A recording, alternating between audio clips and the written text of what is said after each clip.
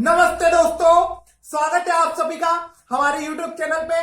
दोस्तों, हम एमपीपीएससी की यूनिट 10 को कवर कर रहे हैं, जिसमें हम निर्वाचन आयोग भारत निर्वाचन आयोग को कवर कर रहे हैं। उसके भारत निर्वाचन आयोग के प्रश्नों को एमसीक्यू के माध्यम से सॉल्व करने का प्रयास कर रहे हैं। तो चलिए दोस्तों, बढ़ते हैं आज अपने अगले क्वेश्चन की ओर। आज का प्रश्न है 36वां प्रश्न क्रमांक 36। दोस्तों, 35 तक के प्रश्न हम पहले ही हमारे पूर्व के वीडियो में कवर करा चुके हैं।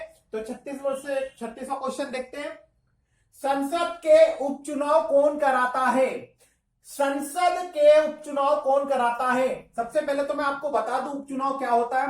दोस्तों, उपचुनाव उस प्रक्रिया को कहा जाता है जिसमें अगर कोई व्यक्ति अगर संसद में दो चीज होती है, एक तो लोकसभा और एक राज्यसभा। तो अगर लोकसभा में या राज्यसभा में चुन लिया गया हो और चुनने के बाद में कोई सांसद चुने जाने के बाद में अगर उसके पद पर रहते हुए मृत्यु हो जाए या वो त्याग पत्र दे दे, दो चीजें उपचुनाव की क्या है? या तो वो त्याग पत्र दे दे, खुद त्याग पत्र, या उसकी मृत्यु हो जाए।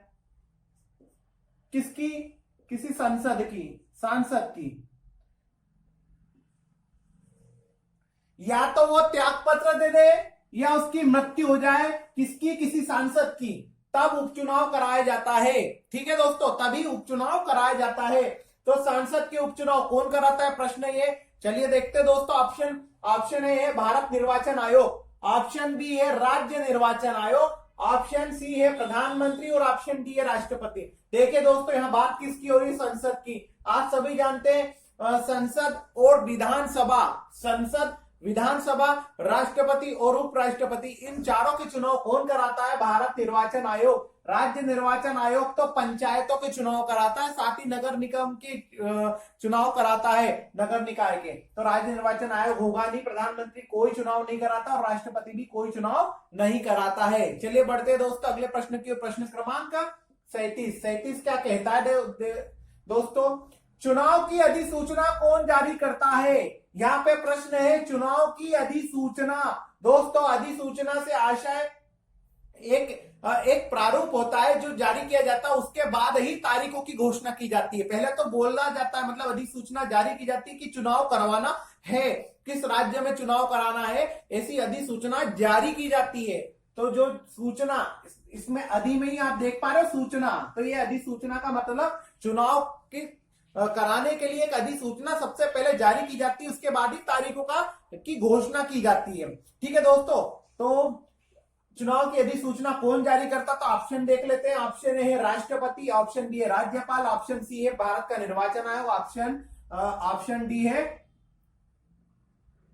डी है राज्य निर्वाचन आयोग। तो दोस्तों, चुनाव की अधिसूचना राष्ट्रपति जारी करता है। आप ध्यान रखिए, कौन करता है? राष्ट्रपति, राज्यपाल भी नहीं, भारत निर्वाचन आयोग भी नहीं और राज्य निर्वाचन आयोग भी नहीं। चुनाव की अधिसूचना कौन जारी करता है? राष्ट्रपति जारी करता है। और राष्ट्रपति की जारी करने के बाद अधिसूचना जब वो जारी कर देता है, उसके बाद ही तिथियों की घोषणा की जाती है कि किस तारीख को मतदान होंगे।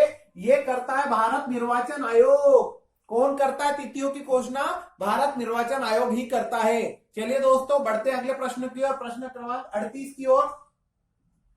प्रश्न क्रमांक 38, चुनाव की तारीखों की घोषणा कौन करता है? देखिए वही क्वेश्चन है। तो राष्ट्रपति तो चुनाव की अधिसूचना जारी करता होगा ही नहीं, राज्यपाल भी नहीं होगा, निर्वाचन आयोग होगा। कौन करता है? निर्वाचन आयोग। इसमें भी ध्यान रखिए दोस्तों, अगर संसद, विधानसभा, राष्ट्रपति और उपराष्ट्रपति से रिलेटेड अगर चुनाव होंगे तो उनकी तिथियां कौन जारी करेगा? निर्वाचन आयोग, मतलब भारत निर्वाचन आयोग। लेकिन पंचायत और नगर निकायों की चुनाव की तिथियों की घोषणा की जाएगी तो राज्यपाल नहीं, राज्य निर्वाचन आयोग करेगा। कौन करेगा? राज्य निर्वाचन आयोग करेगा। तो चलिए दोस्तों,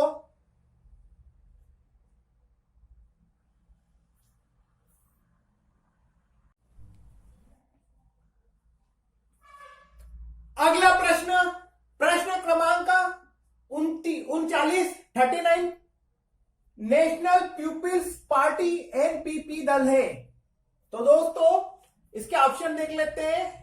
क्षेत्रीय दल है, ऑप्शन ए क्षेत्रीय दल, ऑप्शन बी है राष्ट्रीय दल, ऑप्शन सी है स्थानीय दल और ऑप्शन डी इनमें से कोई नहीं। तो दोस्तों नेशनल पीपुल्स पार्टी, जिसको हम एनपीपी भी कहते हैं, ये एक राष्ट्रीय दल बना दिया गया है। राष्ट्रीय दल का इसको दर्जा दे दिया गया। कब दिया दर्जा? 2013 में दिया है।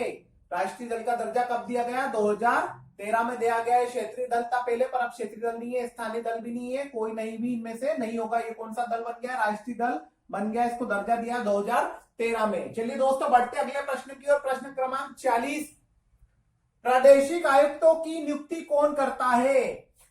तो ऑप्शन देखेंगे दोस्तों। ऑप्शन ए राष्ट्रपति, ऑप्शन बी है राज्यपाल, ऑप्शन सी है प्रधानमंत्री, ऑप्शन डी इनमें से कोई नहीं। दोस्तों गौर करना, यहाँ पे बात की जा रही प्रादेशिक आयुक्त। आयुक्त तो बोले जा रहे हैं, पर प्रादेशिक आयुक्त। तो दोस्तों प्रादेशिक आयुक्तों की नियुक्ति भी राष्ट्रपति द्वारा की जाती है, राज्यपाल द्वारा नहीं की जाती, प्रधानमंत्री द्वारा भी नहीं की जाती, और कोई नहीं भी नहीं होगा इनमें से।